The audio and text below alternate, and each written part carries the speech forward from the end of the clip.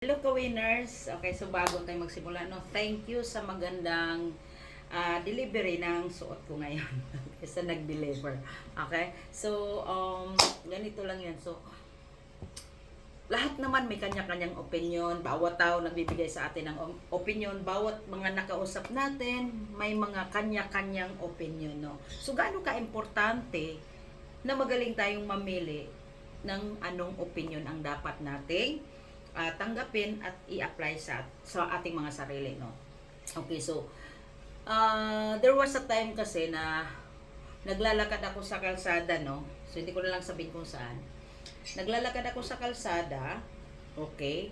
So nadaanan ko yung isa sa kakilala ko naman siya, at is kilala talaga niya ako, kilala ko din siya, kilala niya ako kung gaano kami kahirap. Okay? So syempre kakilala nung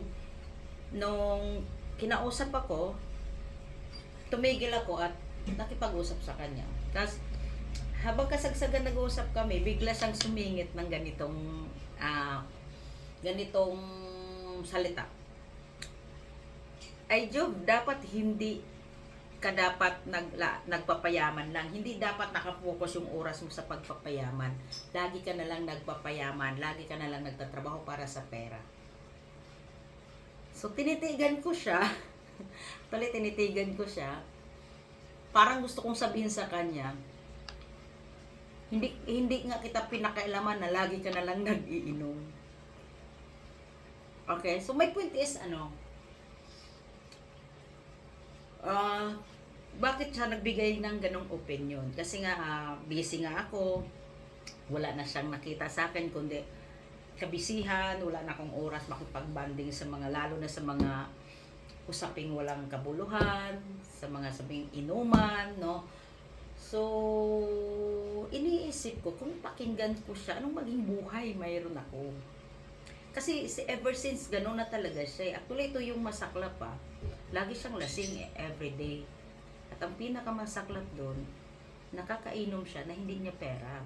Humihingi lang siya ng pera sa bawat dumadaan ng mga kakilala. Just imagine that. Paano siya nagkaroon ng nerve or guts para sabihin sa akin na huwag ako magpayaman at huwag ako magtrabaho. I-enjoy ko lang yung buhay. Tama naman siyang i-enjoy ang buhay. Pero alam nyo ba, ang hirap mag-enjoy na walang pera. Pagising mo pa lang, kailangan mo na ng pera. Bibili ka ng toothpaste, hindi libre. Para mag-brush yung ngipin mo. O diba? Magbanding ka sa pamilya mo, kailangan ng pera. Hindi ma-enjoy pag walang pera.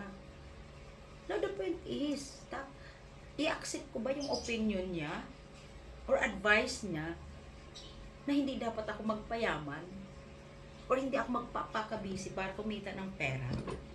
Of course not. Of course not. Kasi bakit? Kung successful siya, mayaman siya, susundan ako. Pero hindi. Nakuha niya yung punto ko. Dapat mamili ka kung anong opinion or advice ang pakinggan mo.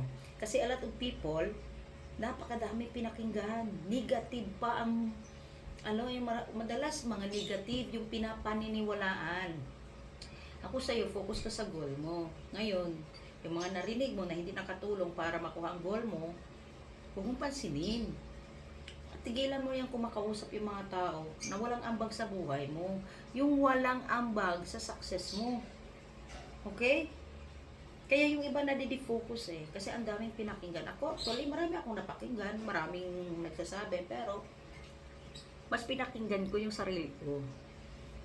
Kasi kung hindi ko pinakinggan ang sarili ko ever since, hindi ako makarating kung anong ako ngayon. Hindi ko maipundar yung mga napundar ko ngayon kung pinakikinggan ko na lahat ng mga tao or mga negatibong tao sa paligid ko. So, ang focus ko lang, goal ko. Pinakinggan ko ang sarili ko. At anong sabi ng sarili ko? Ano mang goal ko, kaya ko. Yun lang dapat ang pakinggan mo. Kaya sabihin mo sa sarili mo, kaya mo. Kahit hindi agree ang iba, kahit hindi i-validate ng iba, okay lang yan. Basta ikaw, tiwala sa sarili mo na kaya mo. Kaya ingat ka sa pag-pick up or sa pakikinig ng mga advice ng iba't ibang tao. Kung hindi naman nakatulong sa'yo, mas maganda iwasan mo yung tao or mas maganda wag mong pansinin yung sinasabi nila. Alright? Okay? Follow for more.